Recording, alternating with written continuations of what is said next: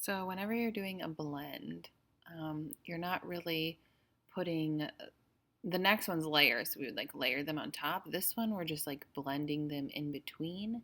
So you can see I combine the two colors there, and it's really a layering technique once you get to the middle to kind of blend, but you don't want it to go straight from like red to purple. So you can see go back to my red and try to like blend that. So that way it's like a nice fade from red to purple.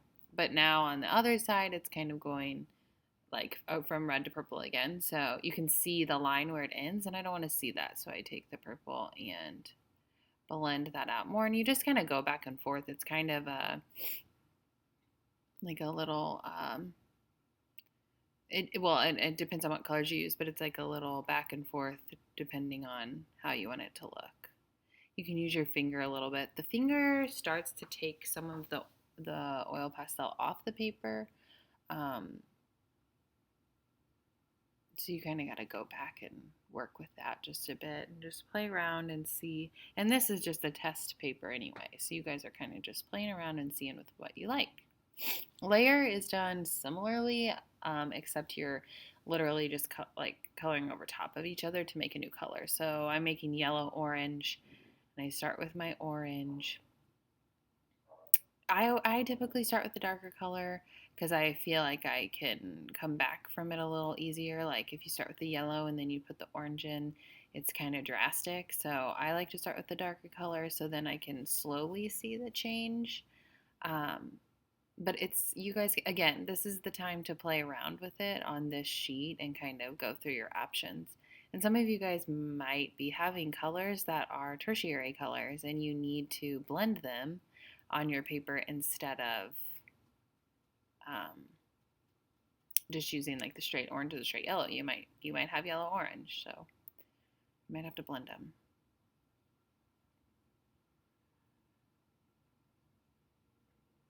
Now for the fade, you're going to use your finger, and this is like using the paper as a tint method and doing a light to dark, almost like a value scale here from light to dark. And your finger pulls the oils and can give you like a nice fade off the paper. It's a cool technique to use in some spots.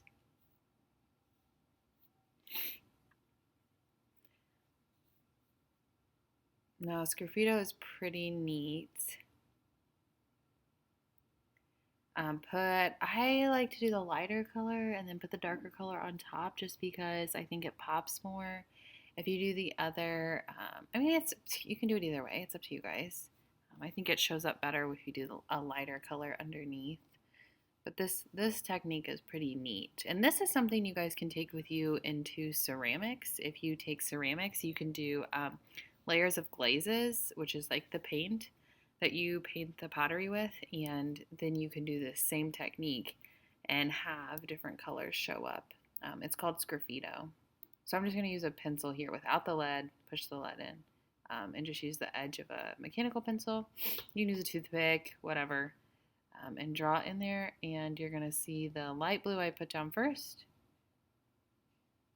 show up because I'm just scratching away the top layer. And then you can draw pretty much whatever you want in there. But remember, we're doing abstract for this. So if you do draw anything, it needs to be organic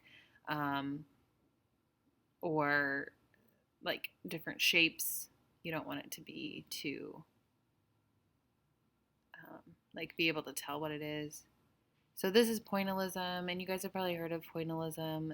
This is just blending the colors together by using these dots, which, I mean, it just kind of depends on what your song is and what you're going for here, but this would be a cool static, upbeat texture, kind of depict an upbeat song maybe because of the dots. So, I mean, you guys have your design, so now you're kind of figuring out how you're going to apply the color in the areas of your design. So you can kind of play around with these different techniques and see what you like for yours.